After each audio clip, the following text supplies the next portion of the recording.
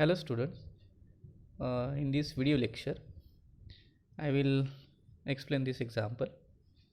Evaluate double integral over r square root of a square b square minus b square x square minus a square y square upon a square b square plus b square x square plus a square y square into dx dy over the ellipse x square by a square plus y square by b square is equal to 1. Now since the expression is given in the square root form, so it is very difficult to solve this integral as it is, that is it is in Cartesian form. So we will use now using elliptical polar coordinates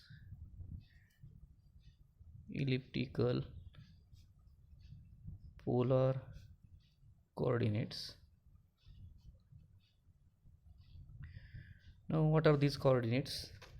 These are x is equal to ar cos theta and y is equal to br sin theta. So under these transformations, this ellipse, so x-axis I will write here, y-axis a comma 0 minus a comma 0 0 b and 0 comma minus b.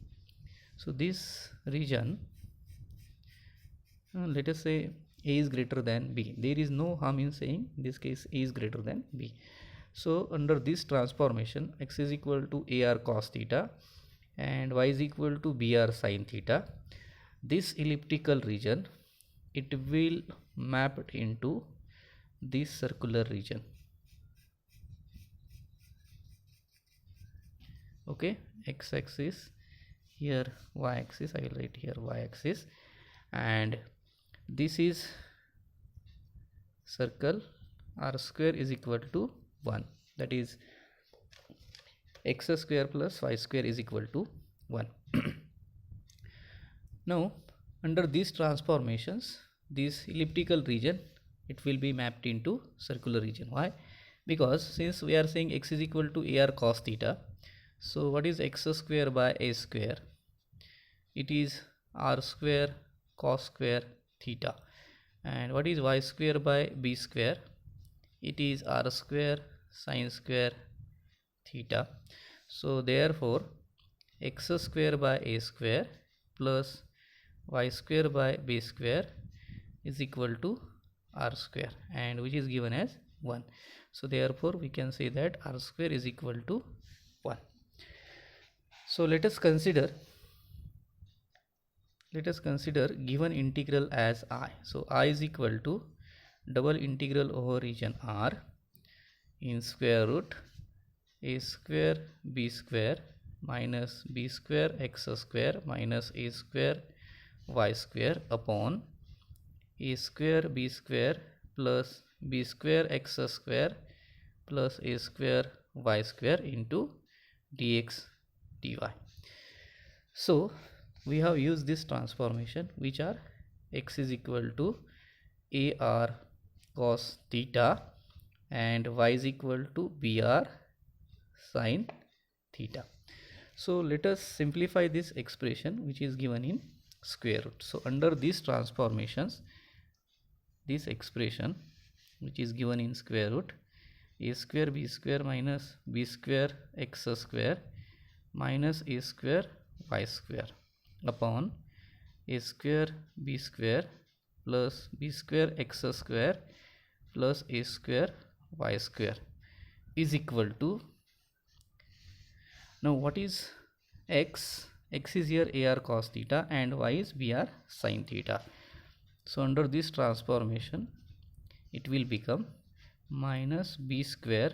Now x square is here a square r square cos square theta minus a square into y square is b square r square sin square theta divided by a square b square plus b square into x square, that is a square r square cos square theta plus a square into y square is here b square r square sin square theta. So is equal to square root of, now from these last two terms at the denominator take a square b square r square common. So in bracket you will have sin square theta plus cos square theta, that is 1. So moreover you take a square b square common, so a square b square common, so what will remain then 1 minus r square, as we are saying sin square theta plus cos square theta is 1. Similarly you apply the same technique for denominator, take a square b square r square common, so in bracket sin square theta plus cos square theta, that is 1, and take a square b square common, so in bracket you will have 1 plus r square. So cancel a square b square, so you will get 1 minus r square, square root of 1 minus r square upon 1 plus r square. Now what about area element? You look at this diagram, so here area element is dx dy, and under these transformations, so what will be the area element in terms of dr d theta? So area element, now I write here what is the transformation for dx dy. See, transformation for dx dy is equal to modulus of Jacobian of dr into dr d theta. Now what is this j? Here j is Jacobian of xy with respect to r theta. See, this is a standard procedure. When you want to transform area element, when you use transformations to solve the double integral, so we always multiply new variables multiplied by these Jacobians. So it is, now it is determinant of xr, so xr is here a cos theta, x ka differentiation of x, so x is here ar cos theta, and y is equal to br sin theta. So differentiation of x with respect to r, that is a cos theta, differentiation of x with respect to theta minus ar sin theta, differentiation of y with respect to r, that is b sin theta, and differentiation of y with respect to theta, so it is br cos theta. Now it is 2 by 2 determinant, solve it. So it is ab r cos square theta, abr cos square theta, then minus minus plus abr sin square theta, so it is abr. Now therefore as sin square theta plus cos square theta is 1, I write here as sin square theta plus cos square theta is equal to 1. So therefore what is replacement for dx dy? It is abr, dr d theta. Okay, now under these transformations, this given integral will takes the form double integral. Now what is the simplified form for given expression? It is, we have already determined, root of, it is square root of 1 minus r square upon 1 plus r square, and dx dy is equal to abr dr d theta. Now what are the limits for r and what are the limits for theta? So you look at this diagram, so under this transformation this elliptical region is mapped into this circular region, so you draw a straight line which passes through the origin. See how to find out the limits for r and theta, you draw a straight line which passes through the origin. So this straight line first intersect the given region at r is equal to 0. So therefore lower limit for r is 0. See, what are the limits for r and theta? So first this line intersect the given region at origin, that is r is equal to 0, 2. Then next it intersect with this circle, that is r is equal to 1. And what are the limits for theta? So move this straight line in order to cover this entire region. So move this straight line from theta is equal to 0 to theta is equal to 2 pi, 0 to 2 pi. So please remember that if it is a unit circle, so limits for r are always 0 to 1 and for theta 0 to 2 pi. Now, so I write here r changes from 0 to 1 and theta changes from 0 to 2 pi.